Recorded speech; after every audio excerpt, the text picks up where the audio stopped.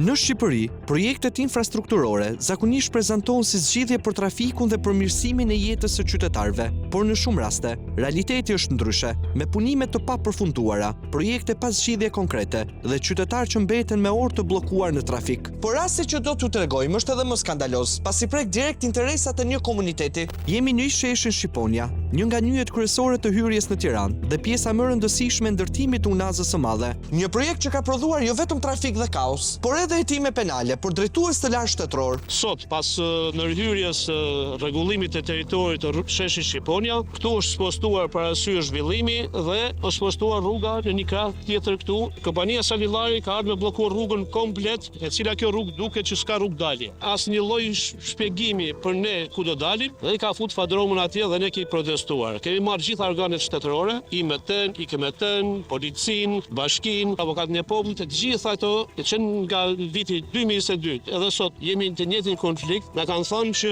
rruga do mbyllet përsëri dhe këto makina do dalin nga lagja sepse ju do bllokoni brenda. Bashkia nga krahu tjetër ka thënë largoni makinat nga trotuari dhe vinë karrotreci të marri. Pra hadhi vetëm i Bashkisë Tiranë janë makina që mbesin në gjysmë të rrugës se nuk kanë se ku të kalojnë dhe jo rruga e bllokuar. Po ndjekim gjithë segmentin e rrugës Alie Këlliqi, e cila është në dilemë për të mbyllur apo jo, duke qenë se Bashkia e Tiranës nuk ka dhënë ende një zgjidhje. Të gjithë këto familje që janë 10 banor kanë si rrugë kalimi të vetme këtë segment. Këtu jemi është në fundi i rrugës Alie Këlliqi dhe dalja vetme e banorëve është në fillim të saj. Ndërkohë që prej 5 vitesh, shkresave të dërguara nga banorët që kërkojnë zgjidhje nuk është përgjigjur askush. Madje as avokati i popullit, që në një shkresë zyrtare të datës 12 qershor 2015 kritikon Bashkinë e Tiranës për moskthim përgjigjeje dhe mungesë korrektësie institucionale, duke shprehur se, përsa i përket qëndrimit institucional të Bashkisë Tiranë, kjo situatë do të raportohet nga institucioni i avokatit të popullit, duke u adresuar në instancat më të larta qendrore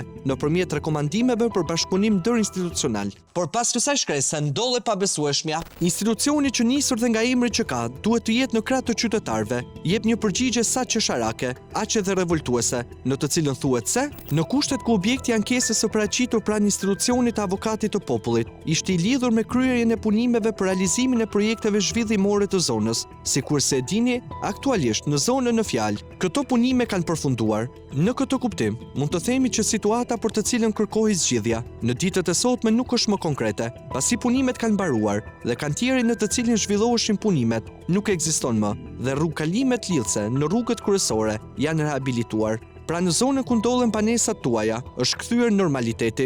Normaliteti? E thot avokati i popullit. Duhet ta besojmë. Kemi 25 familje këtu. Janë emergjencat, kanë fëmijë, kanë bëqur kopsht këtu, duan që ta mbyllin komplet, të bllokohet komplet 25 familje në sheshin Shqiponia në qendër Tiranës. Mirë se s'ka këto, nuk e kanë shtruar me këto serialistikat, me këto dritat, me këto gjë se kemi nevojë se vim natën. Po mi të paktën na lënë hyrjen e daljen. Kemi hequr konflikte 2-3 herë fizike, kanë ardhur policia, na kanë shpërndar. Ne duhet të bëjmë një zgjidhje. Ne nuk po kërkojmë asgjë, vetëm hyrje dalje me hyrje në banesat tona. Do vinë zjarr fikse, do vinë të gjitha shërbimet qytetare që ne kërkojmë. Po su bë gjak dhe po su bë i far romuaj me thyrë brit në njëri tjetrit, ne nuk na ashun. Nga kjo që sapo dëgjuam, vetëm për normalitet nuk mund të flitet. Gjë që i ka acaruar së tepërmi banorët. Ne kemi drejtën e rrugës. Shi rruga si është. Rruga është e shkatruar. E kemi shtruar vetë me investimet tona. Do ka qenë një grop e madhe. Nuk e di çfarë interesa shkan. Ne mblidhëm me silazhe për na dhanë leje, e shtrojmë vetë, ne mblidhëm lagja, i vëmë trotuaret, i vëmë sinjalistikat, na japin projektin. Ne bëjmë vetë, po na japin lejen. Që mos sa thonë po ndërtim pa leje. Ne domë që rrugat bëjnë hyrje dhe dalje. Salillari do vazhdoj punimet. Këtu do vite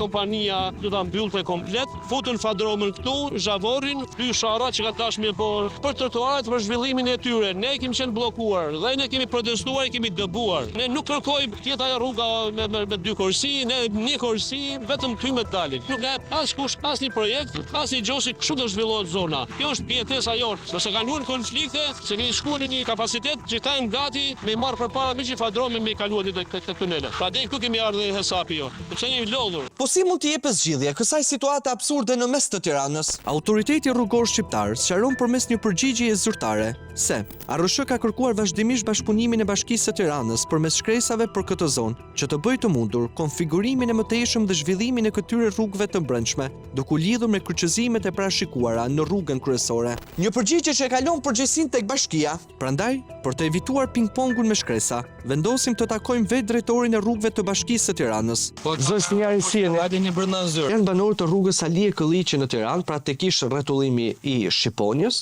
të cilët kanë mbetur të izoluar për shkak të zhvillimit që ka marrë zona. Askush nuk është kundër zhvillimit. Shkak të zhvillimit të unazës së madhe që është bërë në atë zonë. Arsyeën e dinë edhe banorët dhe nuk kanë kundërshtim. Por zgjidhje si do t'i japim? Nga do kalojnë ata? Unaza e madhe është një segment i cili sapo është investuar nga autoriteti rrugor shqiptar, derisa të mbarojë procesi i marrjes në dorëzim dhe kalimi i unazës së madhe kundrejt Bashkisë Tiranë, do bëhet planifikimi dhe investimi i rrugëve hyrëse dhe dalëse. Është një proces që do kryhet dhe nga Drejtoria e Përgjithshme e Planifikimit dhe Investimeve. Si do të jetë zgjidhja për banorët? Sepse rruga ka 10 vite që po investohet aty dhe ata sot janë të izoluar. Do e shohim si problem dhe shumë shpejt do mundohemi që të japim një zgjidhje provizore derisa të kryhet investimi i rrugëve hyrëse dhe dalëse. Sa vonon procesi që të merret në dorëzim? Nuk e di të ta them një përgjigje fikse tani, por është një proces që ka nisur edhe marrja në dorëzim e unazës së madhe. Derisa do zgjasë procesi i marrjes në dorëzim dhe më pas do bëhet planifikimi i rrugëve hyrëse dhe dalëse të tjera me unazën e madhe. Do e shohim mundësinë e ndonjë zgjidhje provizore. 5 vjet pritje për të marrë një përgjigje që u dha për 10 sekonda. Ne bëjmë mirëmbajtjen e rrugëve, është Drejtoria e Investimeve publike, pastaj që do bëj planifikimin dhe investimet që duhen përkatëse për rrugët hyrëse dhe dalëse. Thënë shkurt, një tjetër derë ku duhet trokitur.